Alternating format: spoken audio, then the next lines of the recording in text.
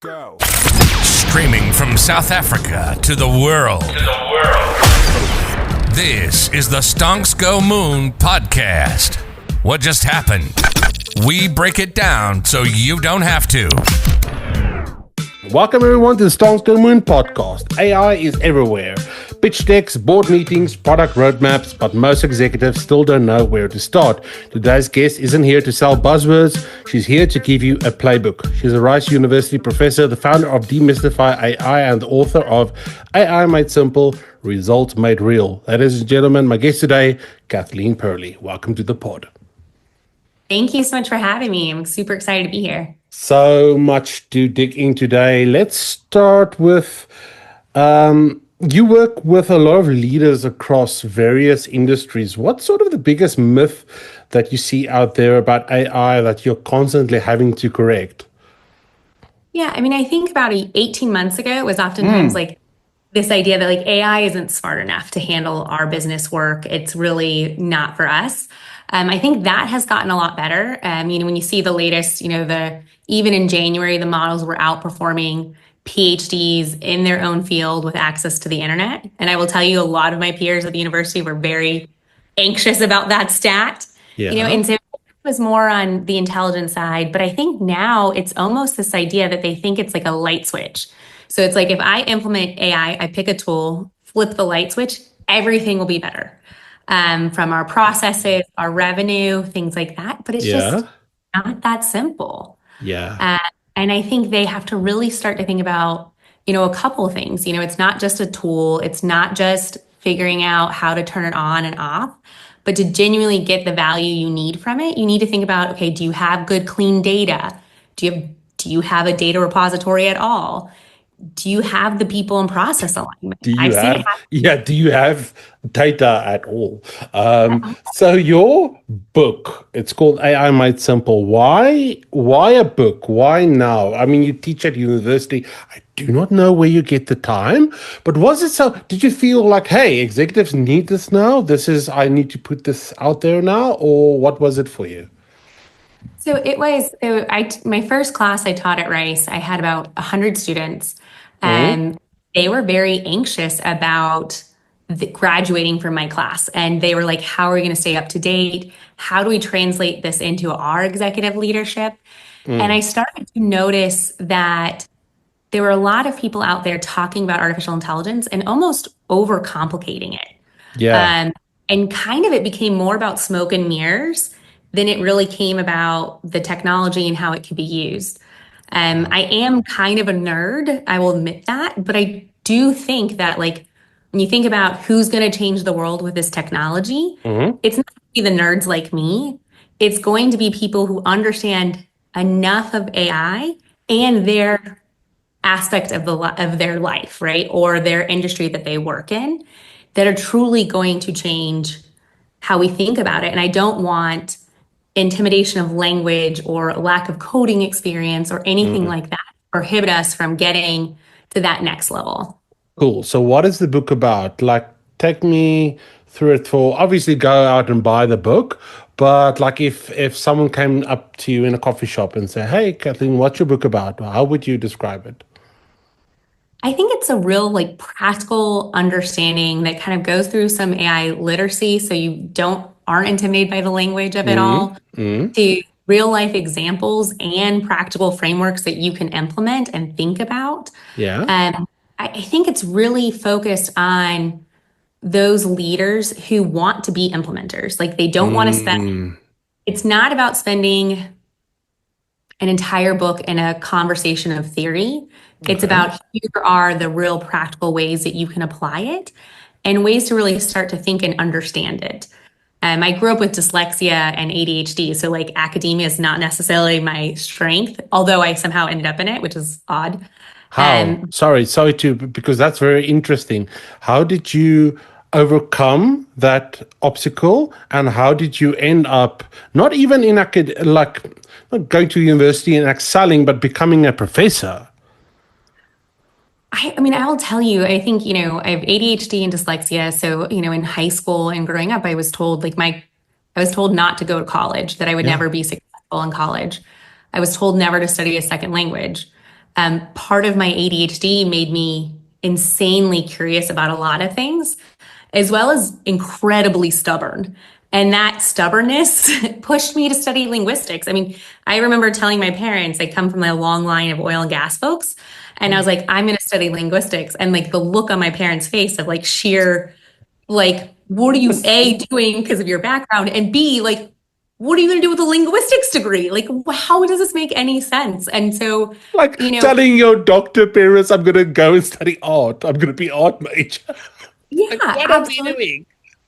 Well, and the funny thing is now they're like, oh, this is Yeah, great. yeah. Now she's like, oh, she's like on top of everything. Like she's making the world move. Yeah. And so, like, having that background, right, I was Mm, constantly teaching myself, like, bringing analogies into my understanding, like, trying to rethink how I break down complex topics to rebuild them in a way that I understood. And so I kind of mm, applied that in the book. So, like, for example, how AI models work, I use an analogy of how I make margaritas to talk about the importance of data collections, like getting the right ingredients for a margarita. And if you mm. have bad tequila, you're going to have no matter how you mix it, Bad you're going to have time. a bad time. And so, I think Love that. that really helped. And it's funny, when I started teaching at Rice, one of the things that they told me and why they wanted me to join was they mentioned, they were like, well, you're a non-linear thinker.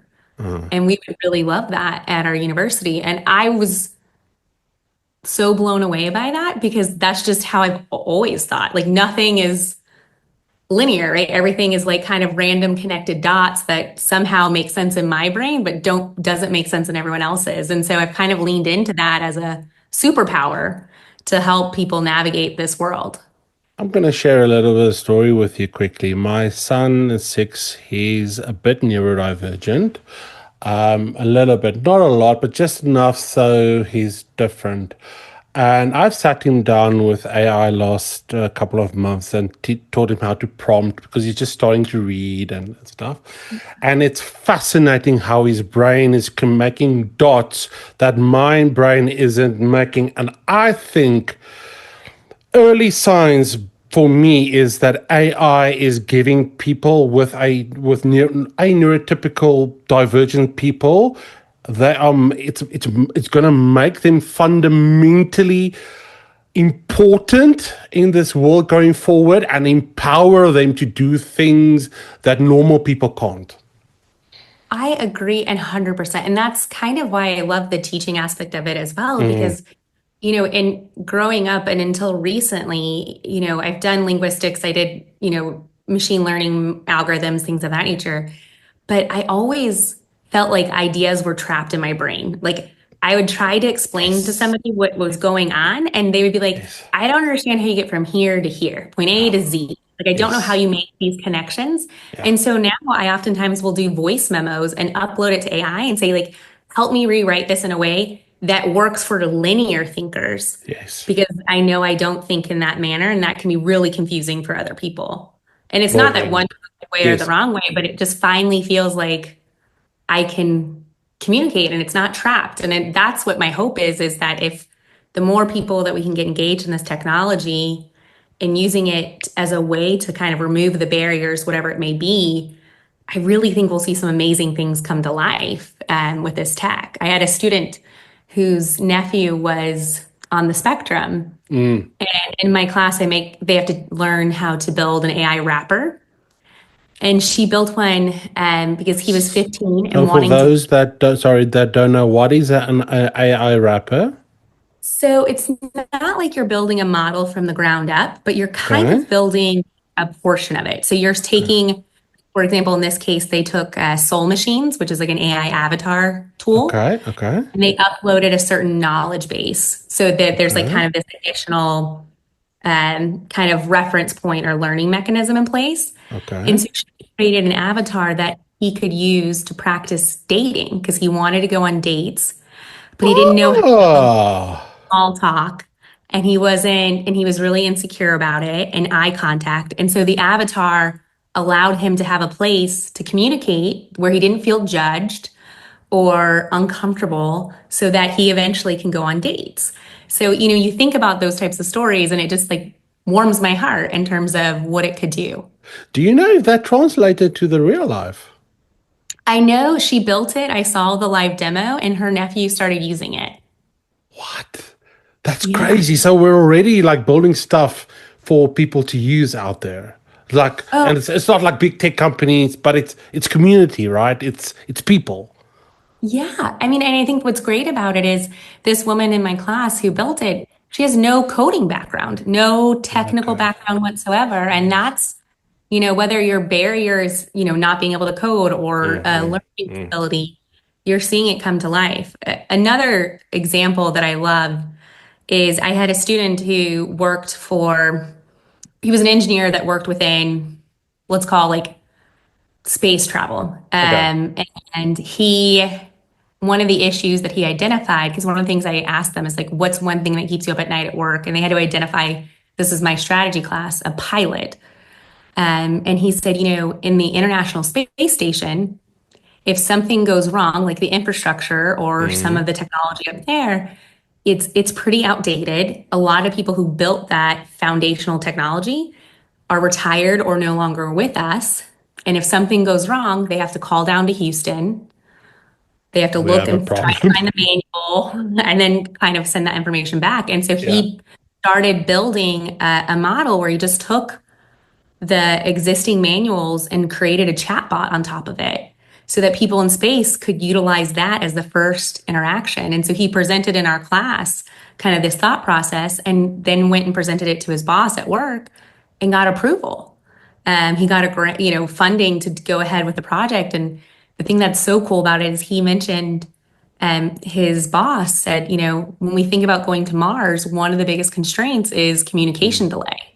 And so if we can solve this here at ISS, this might be something we take to Mars that allows us to feel more safe about some life-saving equipment that we're using there. That's actually very interesting that incorporating AI in your tool set, in your skill set, can make you advance in your career. It's sort of like, remember when Office Word and Office came out and people were proficient in Excel. And I mean, a lot of stuff still runs on Excel, but I mean, I really think people should spend time with AI models and tools and incorporate them and because like you said it can help you, but I want to talk a bit about companies themselves and less so about the individuals. Do you think that companies that are integrating AI into their workflows or strategies or whatever, do you think they will outpace their competitors? It's interesting. It's one of the first times I've seen in a long time where being a smaller company is actually more advantageous than being a larger company. A lot of the companies I work with and talk to, they've developed the AI task force, if you will. They've gotten the subscription of the software. They've done 2 or 3 universal trainings for their staff, but they're not nimble enough to really kind of push forward. I think oftentimes, especially for larger companies, you have this mentality of if it isn't broken, Yeah, don't try. don't fix it. Yeah. And so there's just this lack of kind of cultural lack of experimentation and leaning into new technology and really thinking about not just how you can utilize it in one of the processes or for one of your outputs as a company, but really thinking about how does it shift your business model? Where does it make sense to automate through AI? Where does it make sense to maintain that human connection? And how do you do more with more, right? So many companies I see, they have this mentality like if we integrate AI, we can cut our staff, we can cut our costs. Oh my Things soul, like Klarna, yeah, and now it basically backfired on them supposedly. Yeah, I mean, it backfired on them for sure. I'm sure their shareholders might not be too disappointed, right? Yeah. But how do you think about, okay, well, if we integrate AI and we are able to reduce some of the time our team takes to do certain tasks, what are some of the things that we never were able to do, whether it was due to time or tech or, just bandwidth? And do we start doing that? Do we spend more time in understanding our customers and some of their challenges to better provide a better quality solution? And I think those companies who aren't seeing AI as just as efficiency, but really see it as an opportunity to do more with more are the Yeah. ones who are going to be successful 10 years out. Wow, that's a long time frame. Where would you start? Because it can be overwhelming. Yeah, if let's say a small company or medium-sized company get you in and say, Kathleen, we hear AI is something, and I mean, you know how these some of these old executive types can be. They I'm gonna get so roasted for this, but sometimes like they hear something, or their son or daughter says something about, dad, are you using AI or whatever, and he's like, we have to do this AI thing now. But they're a bit scared, they don't know where to start, they don't know what to do. What's like a gentle easing in point? Well, I think there's a couple of things. The first thing is executives can't be on the sidelines of they have to experiment too.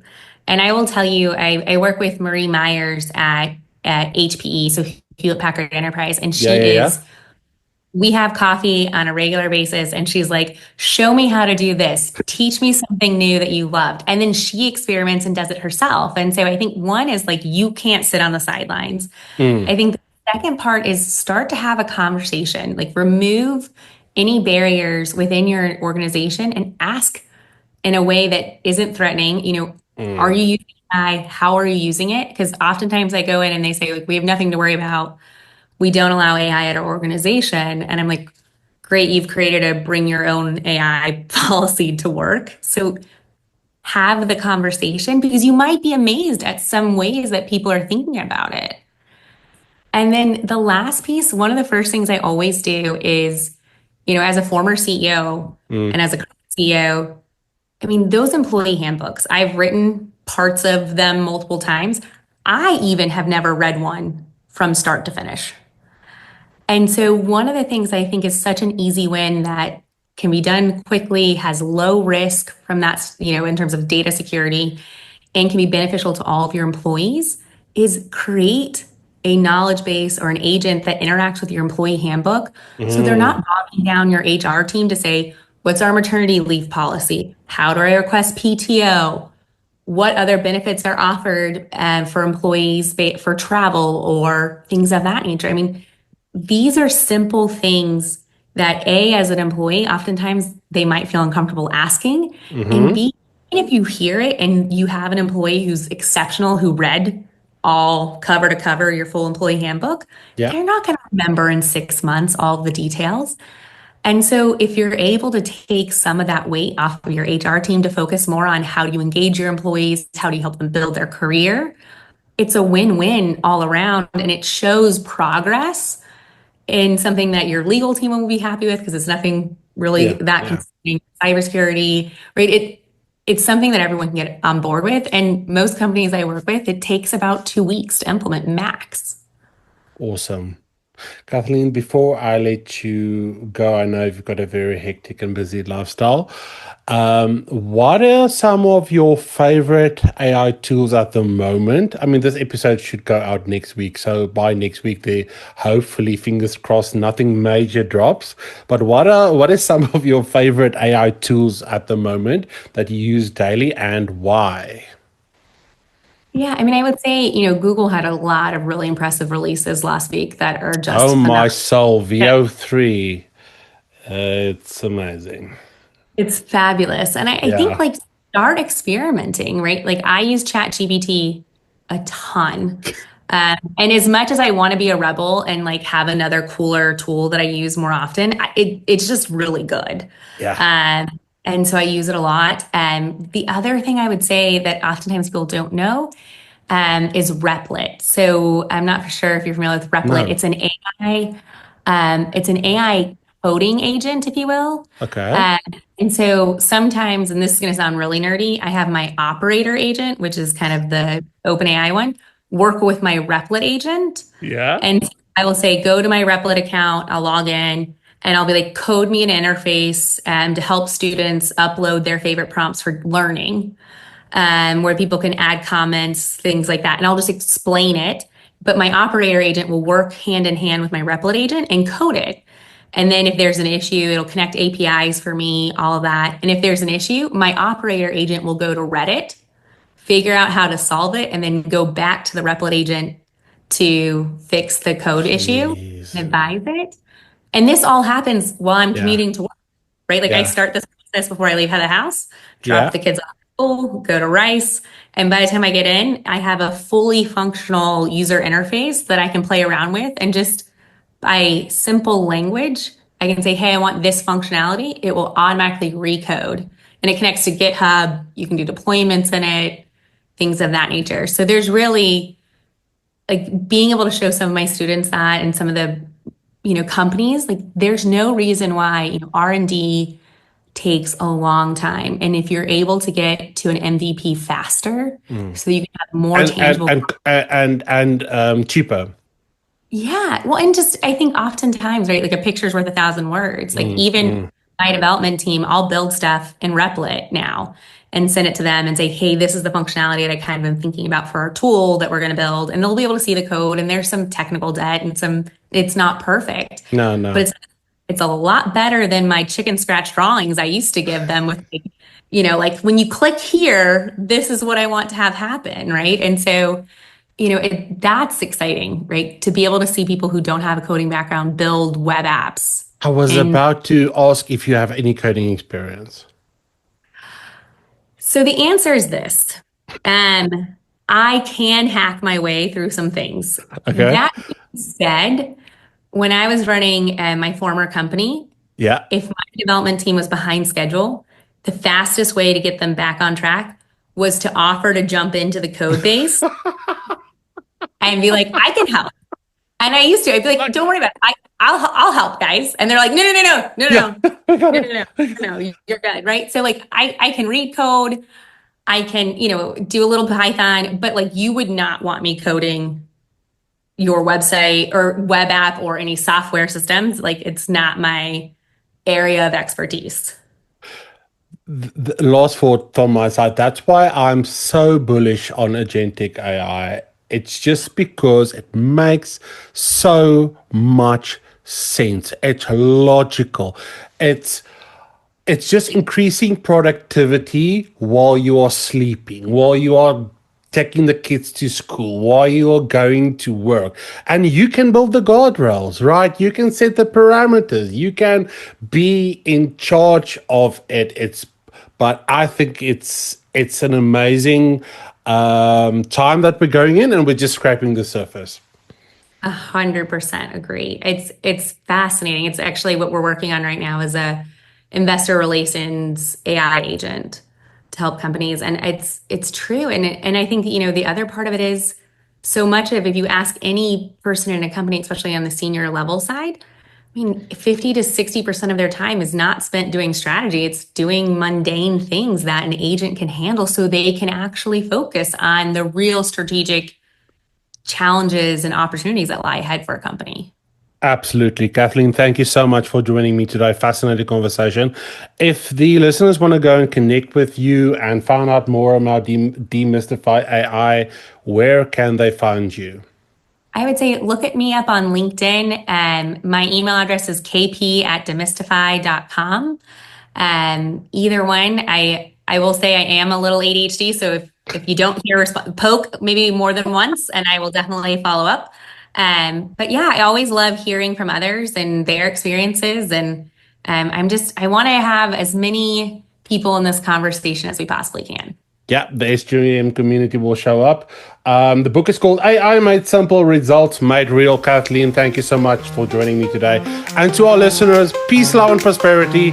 And we'll catch you in the next one. Cheers. Heels, hair, drip to 10, baby, beware. Style sick, in demand. Eyes on me, clock this word. Face speed, feeling neat, skin smooth, silk sheet. Hey, you wanna meet? Come play sweet treats. Strut steps on sleigh, nails sharp, don't play. Hair slick, girl, hey, look fierce all day.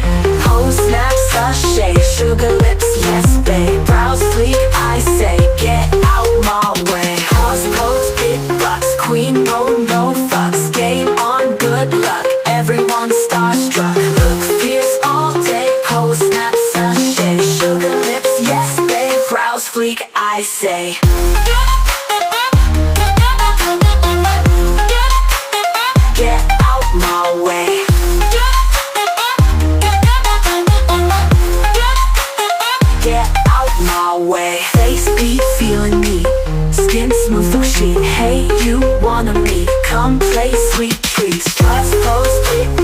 queen mode, no fucks. Game on, good luck, everyone starstruck. Strut, step, stomp, slay, nail sharp, don't play. Hair slick, girl, hey, look fierce all day.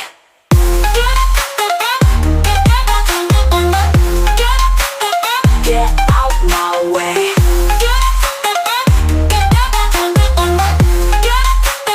Get out my way.